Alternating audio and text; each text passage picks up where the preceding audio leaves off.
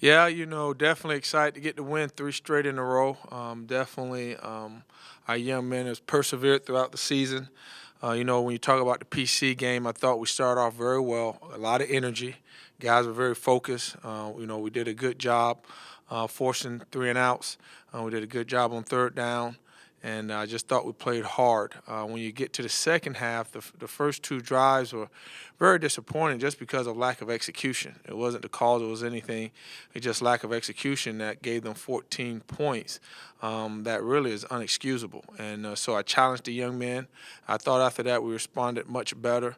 Definitely like how we finished when it came to the ball being on, I think, the +4 yard line, and our young men fighting and refusing to allow them to score.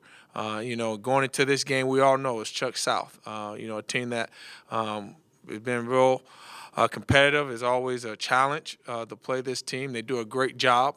But I know our young men are excited about the opportunity. This is the last FCS game of Liberty University football. And so this is a monumental opportunity, time, and who better to do it against than a good opponent in Charleston Southern. So definitely excited about the opportunity.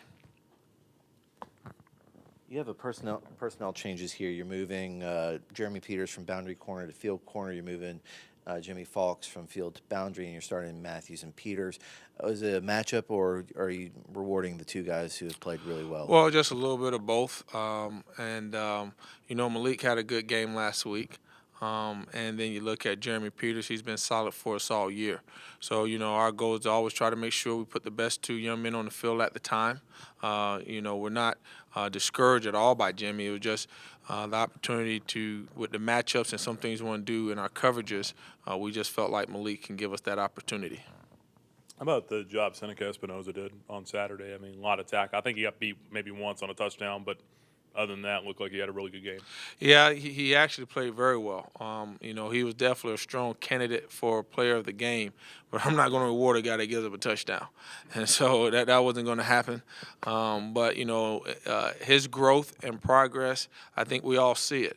He's becoming a steady guy. He's becoming a young man that you feel very comfortable that's going to make plays as a freshman. He's going to take chances. But previous week, it got him an interception. This past week, it led to a touchdown.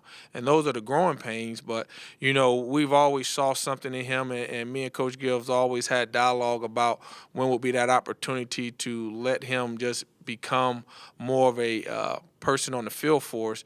And, I think it's the right time. He's definitely growing. He's maturing. He's understanding the game. He does a great job in film study.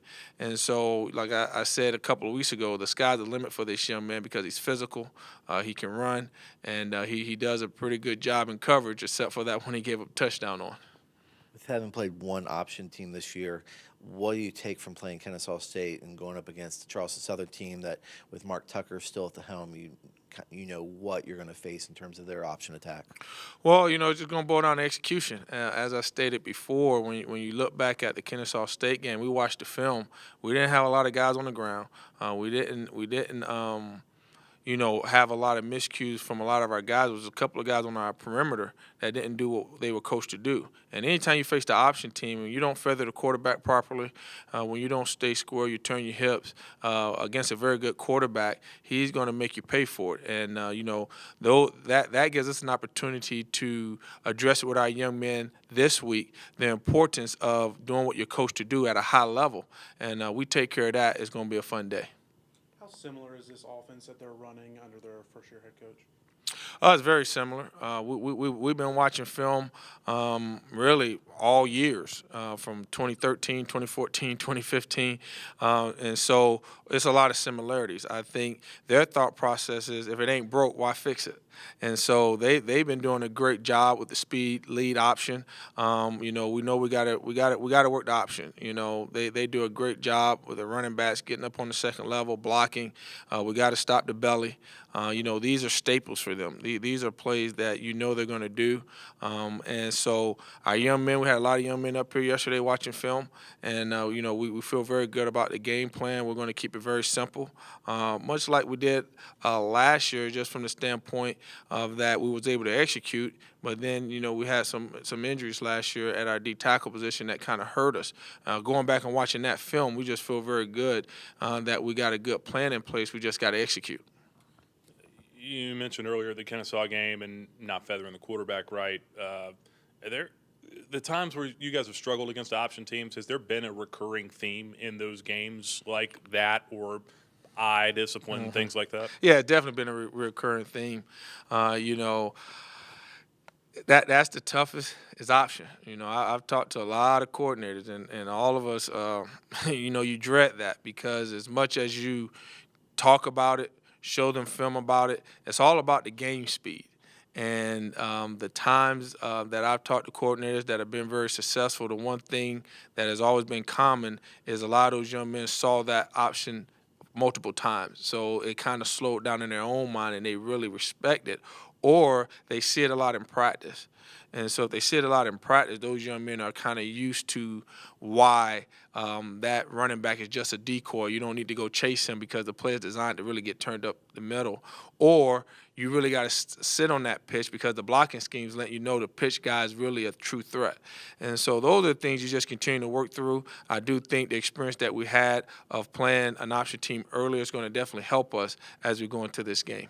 With McKinney being out, what does that do to your depth at linebacker, and how important is that position when you're going up against an option team?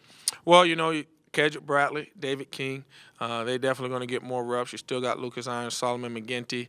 Those four guys have played a lot of football for us this year. And so we feel very good that these young men are going to be able to come through for us at a high level because they all have done a great job thus far this season. If you can win this Saturday, you'll close out the year on a 4-game win streak. How big would that be for this team looking towards the future? Oh, it'd be very big because we were able to handle adversity. As I stated, you're going into the last week of the season. It's a lot of teams that had not maybe 4 losses, but multiple losses that were not able to recover. And at this point in the season, where it was all high hopes at the beginning of the season, the luster and everything is gone. For a lot of programs that suffer multiple losses in a row. The division that happens with a team can be cancerous. And I just think our young men being able to stay together, and as I always talk to them about blocking out the noise, I think that showed in these last 3 weeks. And like you said, a great opportunity this Saturday for us to be able to finish on a winning streak of 4 games. That's for our young guys that's coming back. I believe that's going to help catapult us as we make this transition. When you play an option team that's used 3 quarterbacks this year, how do you game plan, and what do you do about making sure each player knows the strengths of each quarterback and what they can do in this game? A lot of film study. We're going to try to do a good job of categorizing the strengths and weaknesses of each quarterback. And I can tell you, ain't a lot of weaknesses. All 3 of those young men execute this offense very well. But if our young men can kind of get a theme of each quarterback when he's in the game, that can definitely help them. So it's going to be a lot of film study that our young men will have to do. Who are a couple of the big-time playmakers that can hurt you on their side? You got the receiver, Kedrick Brown. He's a very good football player. We know that last year. Him and Chris Turner had a very good battle last year. He's a very good football player. I do like their running back crew. They use so many because, of course, they lost 2 great ones last year. But those running backs run hard. They play hard. And you can tell they take great pride in being a pack together and block for each other. I think the 3 quarterbacks, anytime they've gotten in the game, they make the most of their opportunity. So, they have a plethora of talent that they can go to when they need to execute something. I think it was the second and third quarter that killed you against them last year, 31 unanswered points. Is that kind of a point of emphasis this year? Oh, yes. Like I said, it all boils down to execution. You know, when you're facing option teams, I think the key thing is making sure you jump on them early, which we've always done. But how can you sustain that? Because what happens is one thing about option teams, once they kind of know what you're doing defensively, it's really going to boil down to execution. You know, and we've always been able in the past against option teams in general start fairly well. It's about sustaining it when they kind of get the theme. Okay, you're going to be in this front, you're going to be in this coverage. Now it's about execution. Because, like, believe me, I've asked a lot of coaches, you know, what have you done differently? Wimbo, you don't want to just keep changing because now you guys will be thinking. It really boils down to execution. And so that's going to be the message that we're going to continue to stress to our young men. What do you want to see out of the scout team offense this week with Landon Brown running it, about trying to make sure you replicate as much as what Charleston Southern does to make sure those guys know what they're doing? I've been doing this for a lot of years. The biggest thing you ask for is the tempo.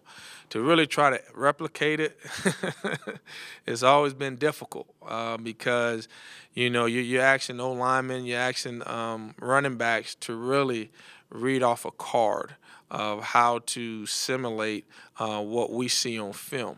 And that's where the film study comes into play. You got to study the film, and you got to be able to picture. I always tell our defensive young men, you got to be able to picture what that scout team or compete team is trying to show you in your mind, because they may step wrong, they may step too slow, they may not be able to get around the corner as fast as the opponent.